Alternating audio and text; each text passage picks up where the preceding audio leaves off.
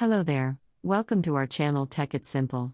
Again, hope you're doing fine. I'm back with another tutorial video, and today I will be showing you how to link your YouTube account or YouTube profile with TikTok. And now without further ado, let's dive right into the video, but before that, don't forget to like, subscribe, and hit that bell icon for more videos. Okay, now let's open up our TikTok app first. So today we'll be linking our checking account with our YouTube profile.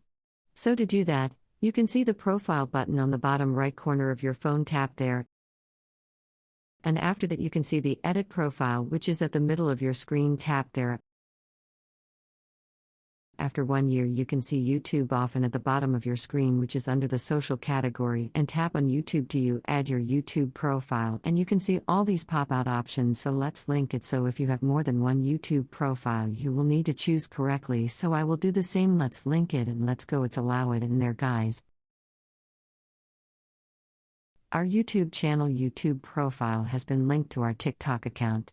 And to do this is this easy, and if you have any questions or comments regarding the topic, don't hesitate to comment in the comments section below. And thank you for watching. And don't forget to like, subscribe, and hit that bell icon for more videos. Thank you guys.